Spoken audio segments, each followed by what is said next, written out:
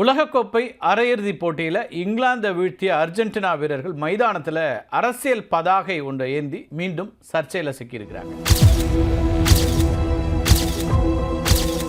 இல்லை, அரையிறுதியில் அர்ஜென்டினா 2-1 அப்படிங்கிற கோல் கணக்கில் இங்கிலாந்தை வீழ்த்தி இறுதிப் போட்டிக்கு முன்னேறிச்சு.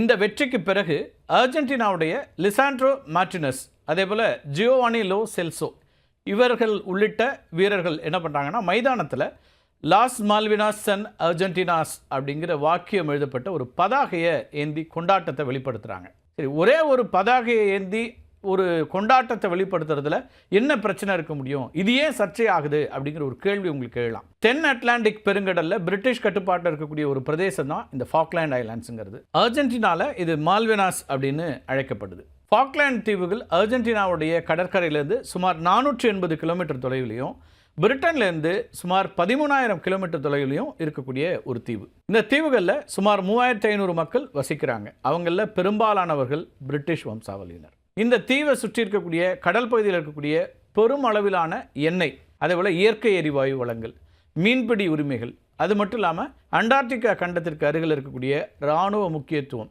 இதெல்லாம் சேர்ந்து தான் பிரிட்டனும் அர்ஜென்டினாவும் இந்த ஐலாண்டுக்காக மோதிக்கிட்டு இருக்கிறாங்க. இந்த மோதலுக்கான முக்கியமான காரணம் இதுதான். 1690ஆம் ஆண்டில் பிரிட்டிஷ் மாலுமி ஜான் ஸ்ட்ராங் அப்படிங்கிறவர் தான் முதல்ல இந்த ஐலாண்டை கண்டுபிடிக்கிறாரு. இதுக்கு ஃபாக்லேண்ட் அப்படின்னு பேரையும் வைக்கிறார். அதுக்கு பிறகு அங்கே சில பிரிட்டன் வீரர்கள் குடியமர்த்தப்படுறாங்க. 1774ஆம் ஆண்டில் பிரிட்டன் என்ன பண்ணுதுன்னா, தன்னுடைய வீரர்களை தீவிலிருந்து தானாகவே திரும்ப பெற்றுக்கொள்கிறது. பிரிட்டன் வெளியேறியதை தொடர்ந்து ஒட்டுமொத்த ஃபாக்லேண்ட் ஐலாண்ட்ஸையும் ஸ்பெயின் தன்னோட கட்டுப்பாட்டுக்கு கொண்டு வர்றாங்க. 1774ஆவது ஆண்டுலேருந்து 1811 ஆண்டுகள் வரைக்கும், அதாவது 37 ஆண்டுகள், ஸ்பெயின் நியமித்த 32 ஆளுநர்கள் இந்த தீவை ஆட்சி செய்கிறாங்க. அர்ஜென்டினாவோட தலைநகராக இருக்கக்கூடிய போனஸ் அயர்ஸ் அப்படிங்கிற மாகாணத்தோட ஒரு பகுதியாக தடையின்றி ஒரு ஆட்சியை அவங்க அங்கே நடத்துகிறாங்க. 1811 ஸ்பெயினில் உள்நாட்டு குழப்பங்கள் ஏற்படுது. அதனால் தீவை விட்டு வெளியேடுறாங்க இந்த ஆளுநர்கள். அதுக்கு பிறகு 1816 ஸ்பெயின்கிட்டேருந்து அர்ஜென்டினா ஒரு ஃப்ரீடம், அவங்களுக்கான சுதந்திரம் கிடைக்குது. இப்போ ஸ்பெயின் ஆட்சி செஞ்ச இந்த தீவு இருக்கு இல்லையா, அது தங்களுக்கானது தான் அப்படின்னு சொந்தம் கொண்டாடுது அர்ஜென்டினா. ஆனால் அர்ஜென்டினாவை பொருட்படுத்தாத பிரிட்டன் என்ன பண்ணுறாங்கன்னா, 1833ஆவது வருஷத்தில் அங்கே ஆட்சி அமைச்சு மக்களை குடியேற்ற தொடங்குறாங்க. 1980களோட தொடக்கத்திலிருந்து அர்ஜென்டினாவில் லியோபோல்டோ கால்டியரி அப்படிங்கிற ஒருத்தரோட தலைமையில் தான் இராணுவ ஆட்சி அங்கே நிலவுது. நாட்டோட கடுமையான பொருளாதார நெருக்கடி, அதேபோல் உள்நாட்டு மக்கள் கொந்தளிப்பை திசை திருப்பறதுக்கு அர்ஜென்டினாவுடைய தேசபக்தியை பயன்படுத்துறதுக்கு இராணுவ அரசாங்கம் திட்டம் போடுறாங்க. இதனை தொடர்ந்து தான் அர்ஜென்டினா இராணுவம் திடீர்னு ஃபாக்லேண்ட் ஐலாண்டுக்குள்ளே நுழைஞ்சு அங்கே இருக்கக்கூடிய பிரிட்டிஷ் ஆளுநரை கைது செய்து தீவை கைப்பற்றுறாங்க.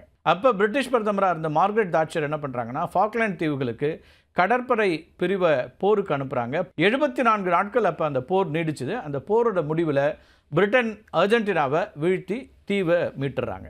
போரோட தோல்வியினால் அர்ஜென்டினாவுடைய இராணுவ ஆட்சி வீழ்ந்துருது. அதுக்கு பிறகு அங்கே ஜனநாயகம் மீண்டும் மலருது. பிரிட்டன் பிரதமராக இருந்த மார்கரெட் தாட்சரோட செல்வாக்கு உலக அளவில் உயர்ந்தது. அவர் அடுத்த தேர்தலில் அமோக வெற்றியும் பெறுகிறார். மார்கரெட் தாட்சர் வெற்றி பெற்ற பிறகு ஒரு சர்வதேச அழுத்தம் தொடர்கிறது. அதுக்கு பிறகு 2013ஆம் ஆண்டில் ஃபாக்லேண்ட் தீவு மக்கள்கிட்ட ஒரு பொது வாக்கெடுப்பு நடத்தப்படுது. அதில் 99% மக்கள் என்ன சொல்கிறாங்கன்னா, பிரிட்டிஷ் ஓவர்சீஸ் டெரிட்டரியாக நீடிக்க விரும்புகிறதா அவங்க வாக்களிக்கிறாங்க.